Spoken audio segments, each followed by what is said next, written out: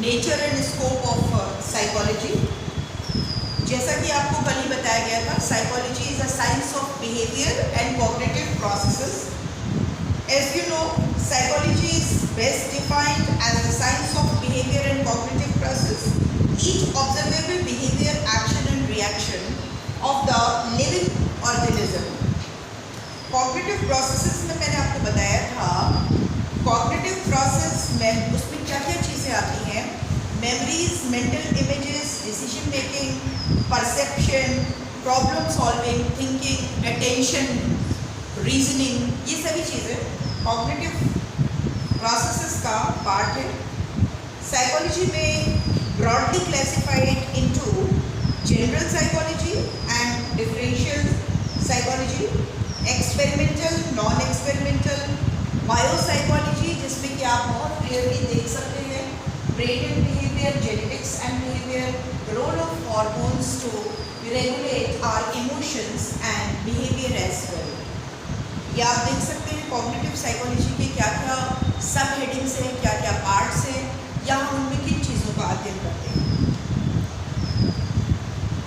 Comparing animal behaviour and human behaviour in some respect like quick bee, जिसका example मैंने आपको कल बताया था।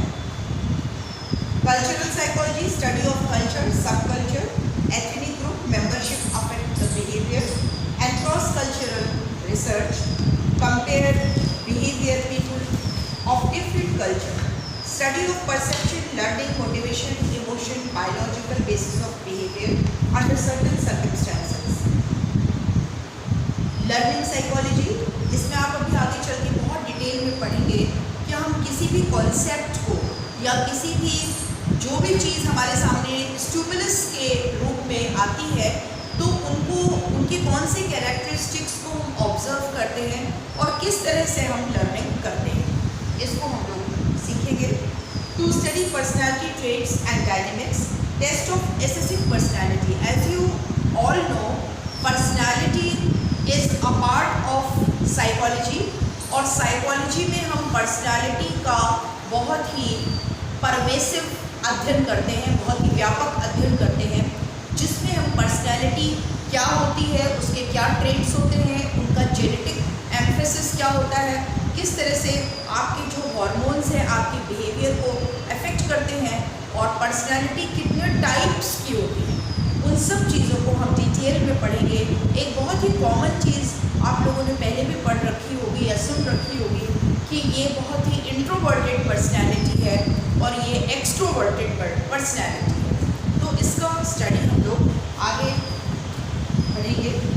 Role of biochemical changes within our nervous system and bodies in every whatever we do, study of nervous system, neurobiology, which study is nervous system and its function, neurobiology, ये आप लोग biopsychology में पढ़ेंगे।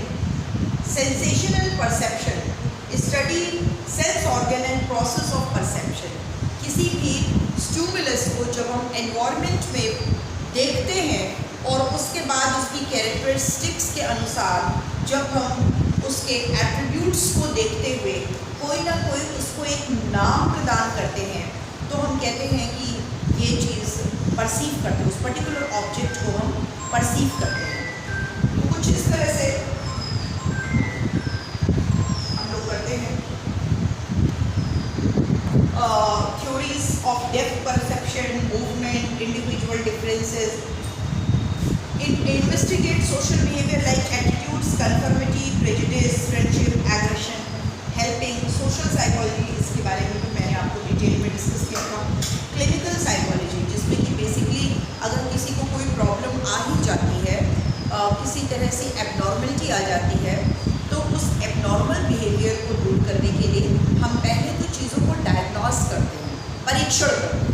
परीक्षण करने के बाद अकॉर्डिंगली हमारा ट्रीटमेंट प्लान होता है और उस स्ट्रेटजी के तहत हम उस व्यक्ति की जो बीमारियां डायग्नोस्टिक में निकल के आई हैं उनको हम ट्रीट करते हैं। So diagnostic is also a very important part in clinical psychology.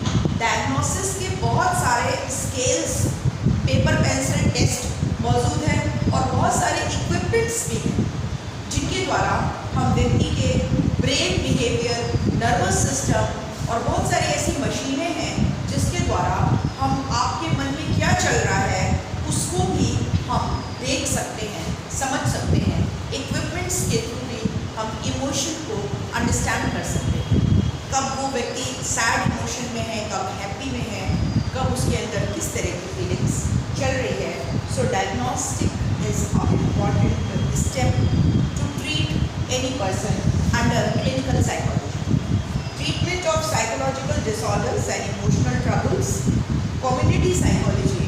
अभी साइकोलॉजी केवल इंडिविजुअल तक सीमित नहीं है, केवल इंडिविजुअल तक हम इसको नहीं कर सकते हैं।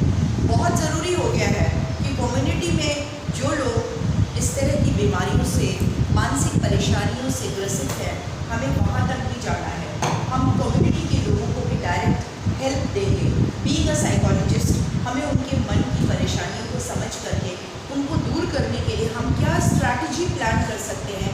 एज अ साइकोलॉजिस्ट हम पूरे समूह और समुदाय को कैसे सेटिस्फाई कर सकते हैं, कैसे उनको हेल्प कर सकते हैं, कौन से हम प्रिवेंटिव मेजर्स उनके लिए बना सकते हैं, उनको बता सकते हैं कि उस प्रिवेंटिव मेजर्स के थ्रू वो अपने आप को सस्टेनेबल हैप्पीनेस या फिर सस्टेनेबल मेंटल हेल्थ को अचीव कर सकें।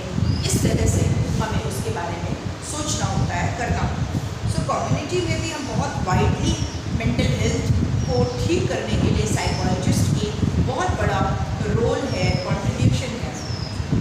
They work on causes. जो साइकोलॉजिस्ट होते हैं वो ये पता लगाते हैं कि कॉज क्या है।